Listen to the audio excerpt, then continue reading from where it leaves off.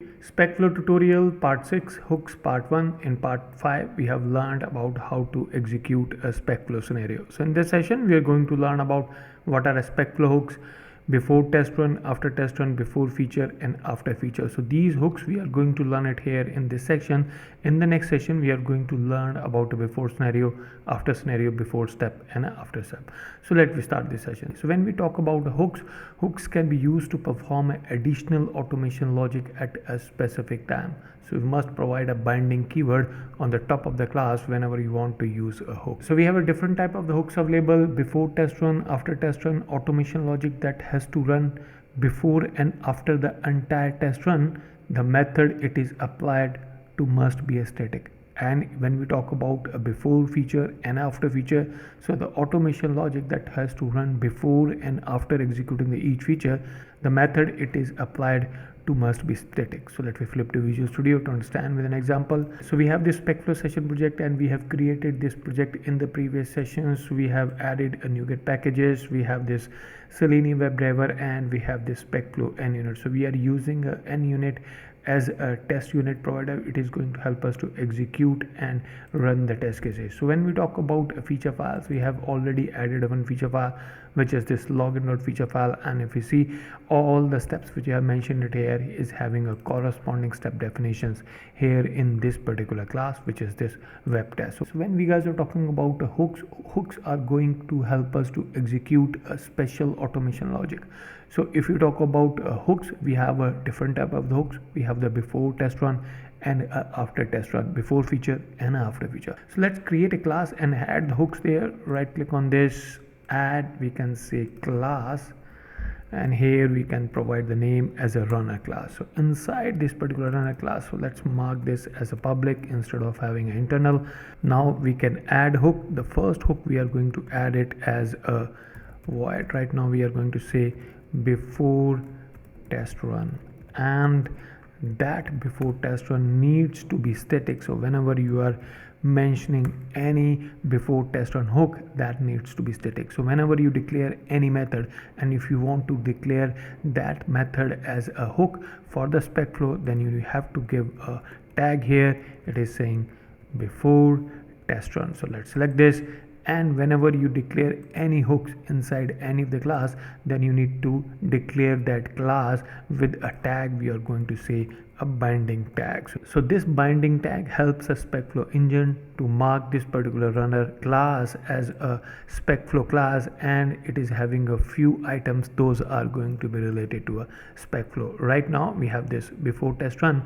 Now when we guys are talking about why do we use a before test run, so this before test run is going to execute before any execution of your scenario, any execution of the feature file.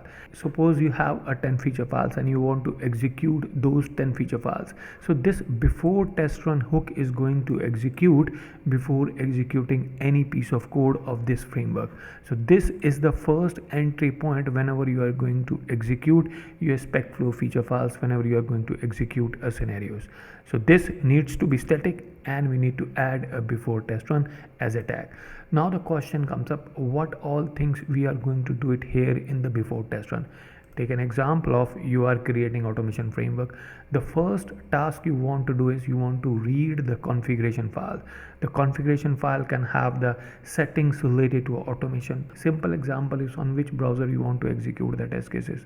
Another example is in which environment you are going to execute the test cases. Environment will have the different URLs, different the username, password.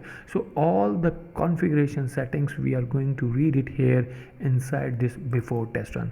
So let's do one thing. Let's create a file here that we are going to read it here. So let's create a config file. This time we are going to create a JSON file.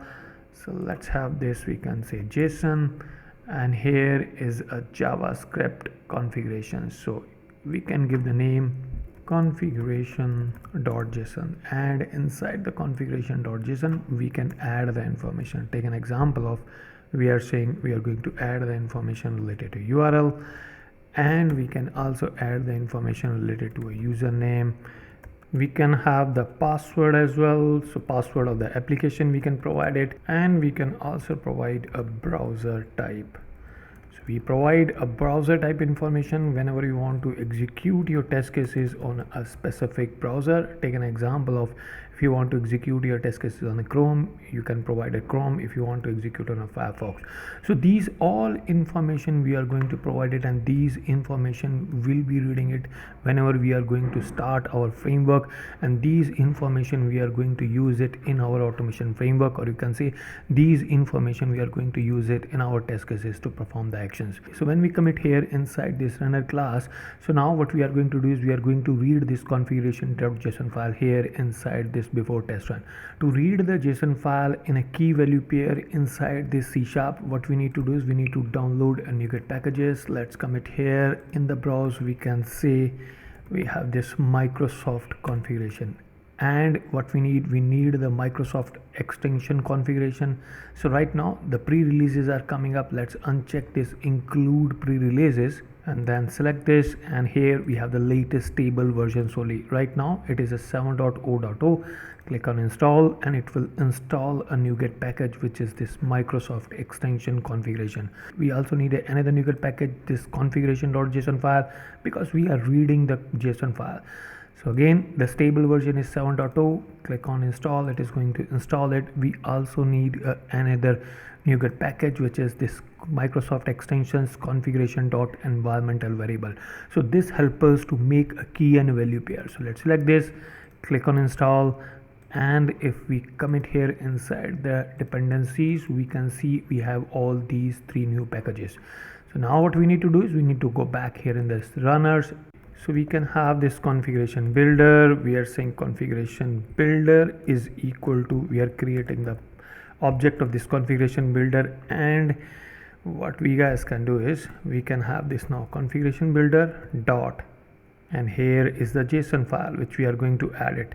We are going to use the add JSON file method, and here what we need to provide the path of the file. Let's do one thing, let's keep it for the time being here as simple. We are going to save this particular configuration file, right click, and here is a copy full path.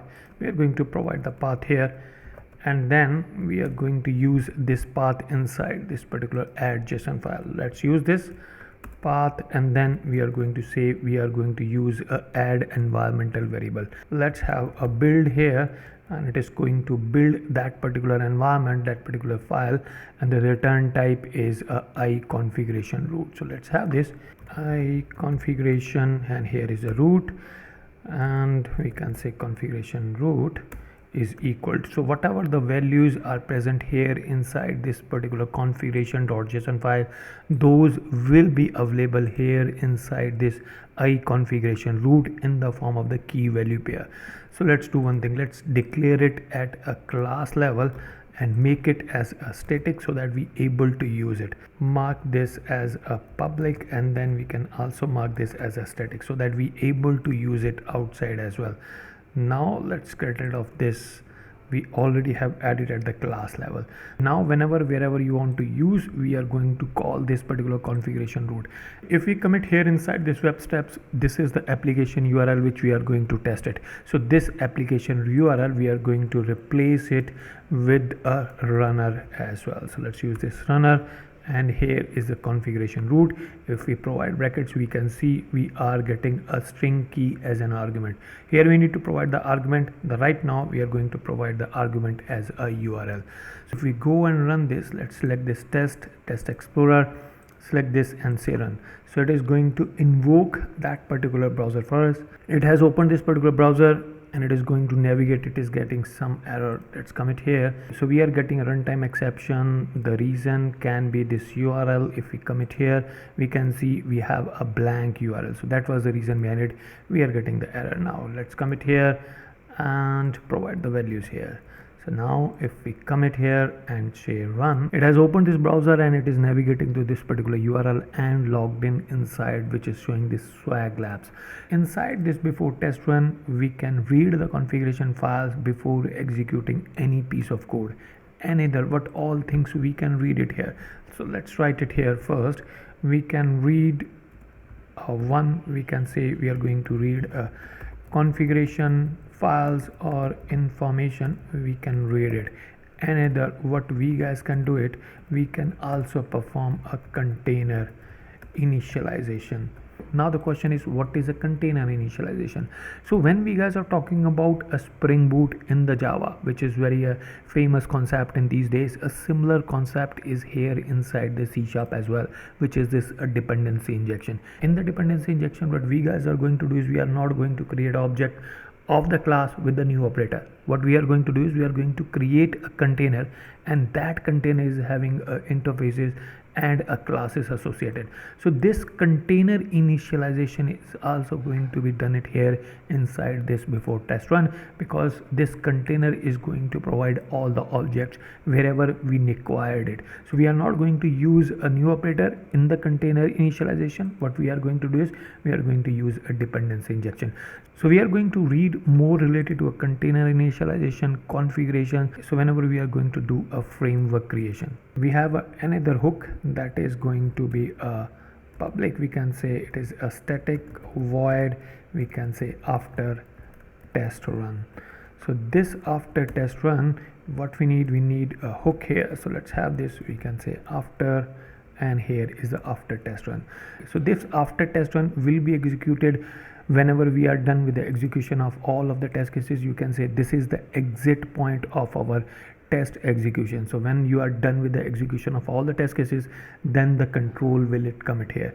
So what all things we can do it, we can say we are going to release the resources. So here we can use a release resources. So whatever the resources we have used during the framework execution, during the test case execution, we can release it here inside this after test run, because this is the exit point of execution of all the test cases.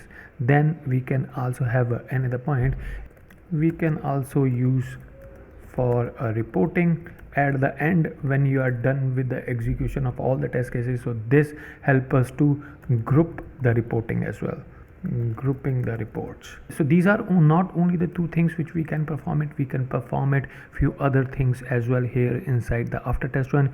We are going to learn more whenever we are going to create an automation framework. Then we are also going to have another hook that is saying before feature. So let's have this, we can say it is also going to be the static, and here is the void, we are saying before feature. So whenever you want to declare any method as a hook, then you need to add a tag. Right now we have this tag which is this before feature. So whenever you declare any method as a before feature, then that method should be a static method. So that is the reason behind it, I have added a static keyword front of the before feature method. So this before feature is going to have the information of feature files. And how can we get the information of feature files? We can get the information of the feature files by having the parameter inside this particular before feature method. And what is a parameter? We have the parameter as a feature context. So this feature context is a class, and this feature context is present inside a techtalk.specflow, and this feature context is having a different methods, and those methods we are going to use to get a different information of feature file. So what information we are going to save it? Take an example of, we are saying console.writeLine, and here we are saying, let's use this feature context dot, and it is having a different methods and a properties, and one property here is a feature info, and this feature info is having a different methods and a properties.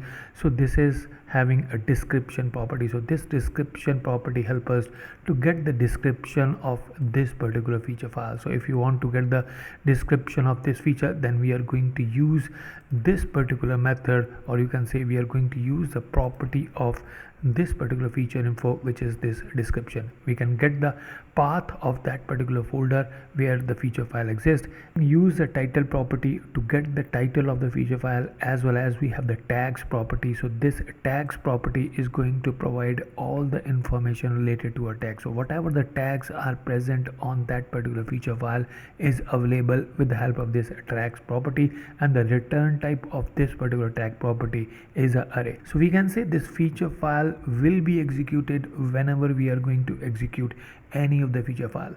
Take an example of, if we have a two feature file, then this before feature method will be executed 2 times. If you have a 10 feature files and you are executing all of the 10 feature files, then this before feature method will be executed 10 times. It means this is the entry point for a feature file. So whenever you are going to execute a first scenario, then this method will be executed first, because this is having saying before feature file. And inside this before feature method, we can save the information related to a feature files, as well as we can also save the information related to a reports related to a specific feature files. So we are going to learn all these things whenever we are going to create a automation framework. So let's do one thing. Let's have this feature info dot, we can say it is having a title, and let's have a breakpoint here as well. So other information, you can say other hook which exists, which is this another one related to a static. Again, this is going to be this time after feature. Like we have a before feature, we also have the after feature as well. So here we need to add a tag related to a Specflow after feature.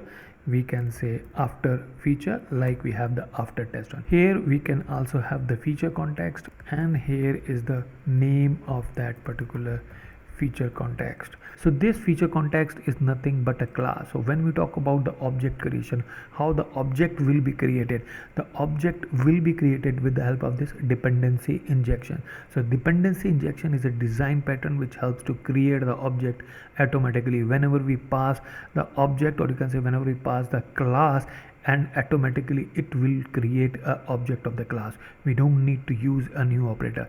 So these feature context will be available in this after feature as well as in this before feature. But if you try to access the feature context here in the before test, we cannot access it, because this feature context object will be created whenever we are going to start, or whenever we are going to execute our test cases in the feature file, or you can say whenever the feature file is going to kick off. If you talk about this before test run, so this before test run will be kicked off before executing any of the piece of the code, or you can say before moving inside to this particular feature file or to any of the feature file. So let's have here as well, we can say console.writeLine, and let's have a message, we can say after feature, and we can also have this here.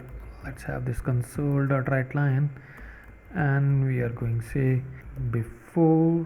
Okay, so let's have a debug point here. We can have a debug point here as well. So let's have a debug point here as well. So we can have this, can say console.writeLine, and inside the write line we can provide the message, we can say after test run, and let's have a debug point here as well. We can put a debug point here as well to see the execution order. So let's commit here, say right click and a debug. So we can see the control has reached it inside this particular before test run. So if we click on continue, it will commit here inside this particular before feature. So let's click on continue. Our mouse, we can see we are getting the information related to a login. So let's click on this continue one more time, and it will open a browser for us. Then it is going to navigate to that particular site and log into this. The control has reached it here, so we must have logged in inside this particular website.